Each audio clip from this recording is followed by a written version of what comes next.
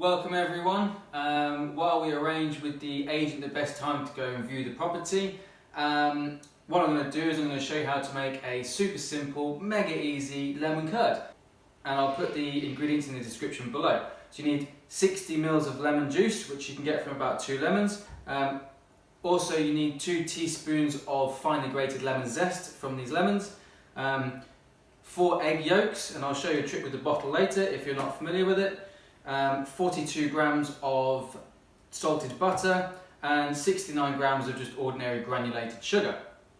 Now I grew up around home cooked food when I was younger, picking blackberries from the side of the road to make blackberry jam, going down to a neighbour's garden and picking their fallen apples to make apple crumble.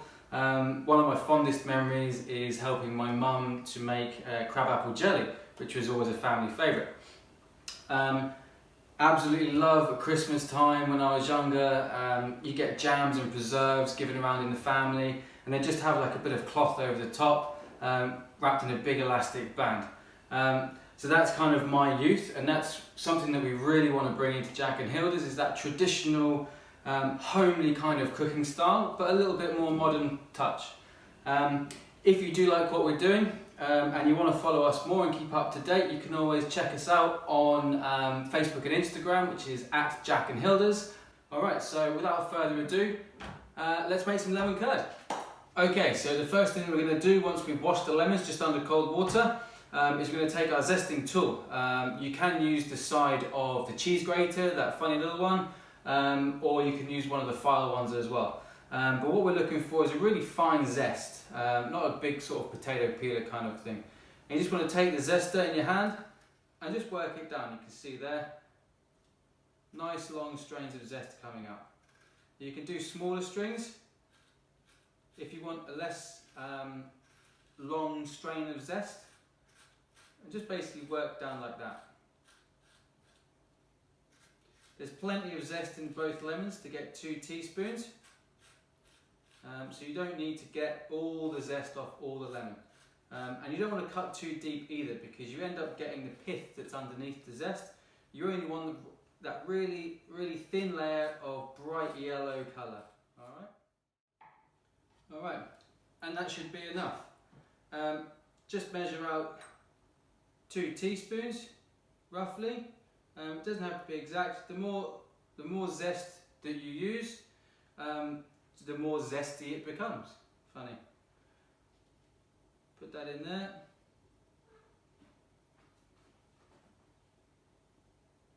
Alright. And then this, you can either freeze this, keeps for a lot longer. Next thing I'm going to do is juice. Mind your fingers.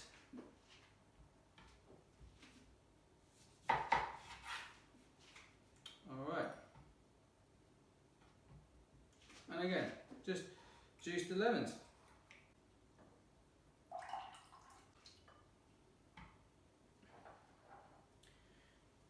Cool, that's about 150 ml just off of 2 lemons. Okay, next up we need to split the egg whites from the egg yolks. This is made a lot simpler with the little bottle trick I learned some years ago. So, crack the egg. And you just have to get the bottle, squeeze a little bit.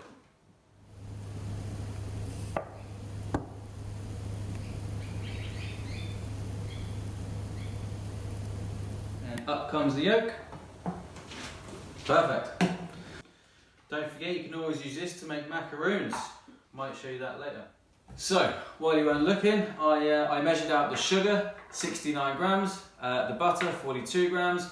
We've got our lemon zest, we've got our lemon juice, and we've got 4 egg yolks as well. The next thing you need to get is a double boiler, or you can just use the old school method, which I prefer, which is just a pan and a glass bowl. And you basically fill the pan with water to about halfway, or just under halfway. Bring it to the boil or a simmer, and you put the bowl on top, and that's basically your double boiler. All right. I'm going to take it over to the cooker now, so you can see what I do over there.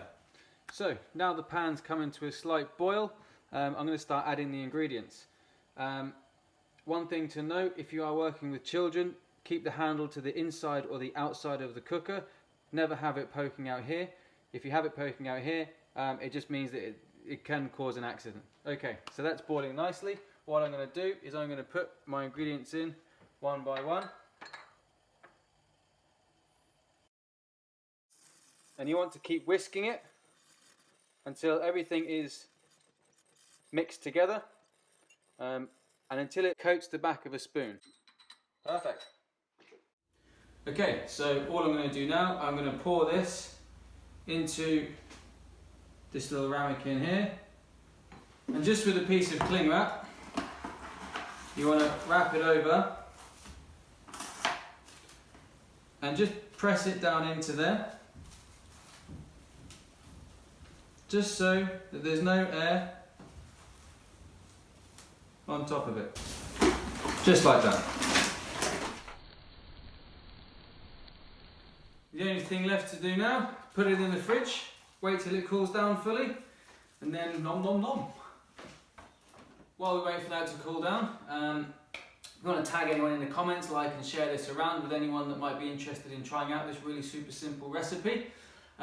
We can be found at Instagram and Facebook at Jack and Hilda's. I'm now going to go make a cup of tea. I'll see you in a few hours. Okay, so it's out of the fridge now. Let's take a look. I can't wait.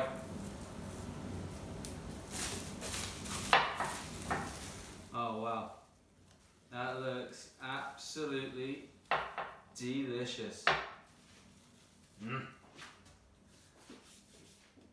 Okay, trusty spoon. The proof is in the pudding, eh?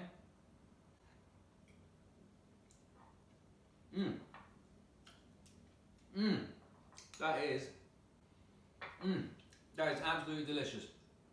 There's only one thing this is missing, a scone. So I'm now going to go make a cup of tea and a batch of scones.